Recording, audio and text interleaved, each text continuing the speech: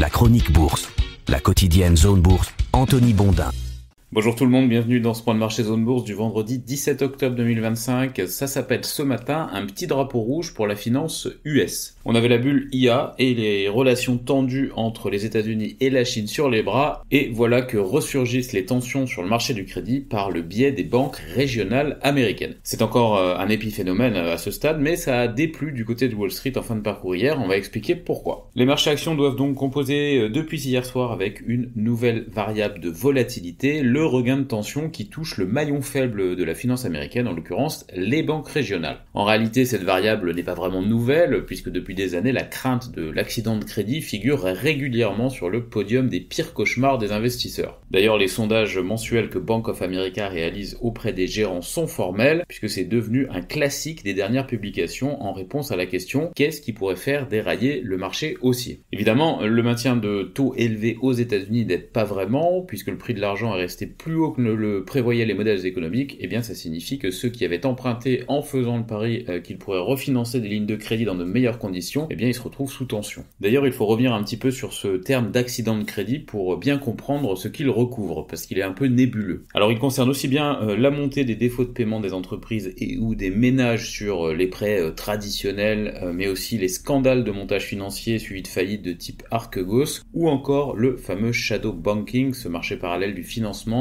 qui est tout à fait légal mais qui s'affranchit des garde-fous réglementaires habituels. L'accident de crédit, ça peut aussi concerner quelques autres compartiments plus ou moins exotiques du marché. C'est une sorte de grosse patate risquée dont les contours et le contenu sont assez flous. Et la crainte ultime du marché par rapport à cette grosse patate, eh bien c'est l'effet domino. Un événement en apparence anodin qui se transformera en quelque chose de beaucoup plus grave et d'incontrôlable. Et là, il faut faire un petit retour en arrière puisque depuis quelques semaines, la presse financière et les salles de marché suivent de près les déboires de First Brands et de Tricolor. Ce sont deux entreprises américaines exposées aux difficultés du secteur automobile. Alors First Brands, c'est parce que c'est un équipementier et Tricolor, c'est parce que c'est un spécialiste du crédit auto. Dans les deux cas, le marché a fait semblant de découvrir que ces entreprises étaient financées au moyen de montages douteux et ou agressifs et qu'elles étaient gérées avec une rigueur comptable tout à fait discutable ou créative selon ce qu'on préfère comme définition. En tout cas, les déboires du duo ont été traités comme des événements isolés mais non sans rapport l'un avec l'autre. En tout cas, ils étaient sous surveillance. Or hier, deux banques régionales,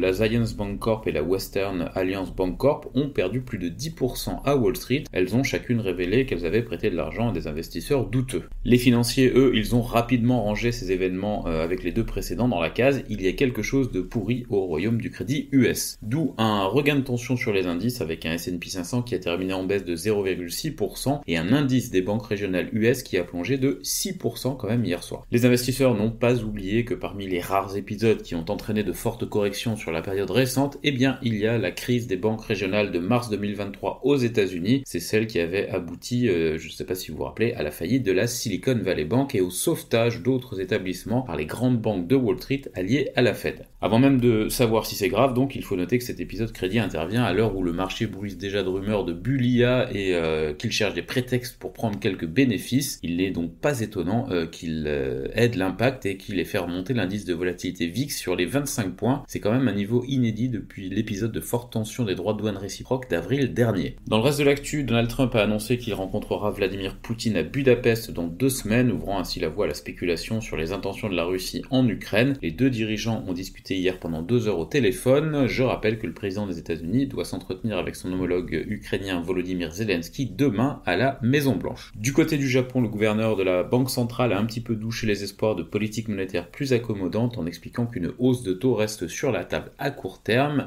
si la confiance économique venait à se renforcer. Au sein des grandes classes d'actifs, plus rien n'arrête l'or qui vole de record en record, comme d'ailleurs les autres métaux précieux. La relique barbare a gagné 10% en une semaine, 18% en un mois, 30% en 3 mois. Elle passe pour être la réponse à tous les maux financiers du moment, tension commerciale, inflation, géopolitique, risque crédit, retour d'affection, marché bullesque ou perte de confiance dans les autres actifs sans risque. Attention quand même, la hype spéculative n'est pas très loin sur l'or. Le pétrole en revanche, il ne cesse de reculer, le Brent est descendu en direction des $60, notamment après la discussion entre Poutine et Trump. La séance du jour, elle sera dominée par les ultimes publications de résultats de la semaine, notamment ce décideur luxotique Luxottica et de Continental en Europe, mais aussi de quelques banques régionales US justement à la mi-journée. Ce sera intéressant de regarder ce qu'elles ont à dire. Côté Asie-Pacifique, la Corée du Sud et l'Inde parviennent à garder quelques gains en séance, mais le Japon, la Chine continentale et Taïwan perdent plus de 1% pour la dernière séance de la semaine. Hong Kong recule même de 1,8%. L'Australie, c'est moins 0,8%. Les places européennes qui ont poursuivi hier leur ascension alors que le marché américain baissait en fin de parcours devraient prendre un petit coup de tatane à l'ouverture ce matin. On passe à l'actu des sociétés en France et si l'or Luxottica dépasse les attentes au T3, manifestement l'action flambait de 12% sur le marché libre US hier soir après les chiffres. Airbus a reçu le feu vert pour le rachat des actifs de Spirit Aero. Virbac a relevé son objectif annuel. Aéroport de Paris publie un trafic en légère hausse en septembre et JC-Decaux remporte le contrat national des enseignes de presse. Par ailleurs, la justice a requis 4 ans de prison dont un ferme contre l'ancien patron de Casino Jean-Charles Naouri. On a aussi des actus du côté de Stif, d'Amweba, de Voltalia ou d'AB Science. Et sur l'agenda des publications depuis hier soir, on a Mercialis, Lagardère, Steph, Prodware, Damartex, SRP Group, UV Germi, NFL Bioscience ou encore Poxel. Ailleurs en Europe, il y a quelques chiffres ce matin aussi, ceux d'AB Volvo, de Louis Hachette ou encore de Comet.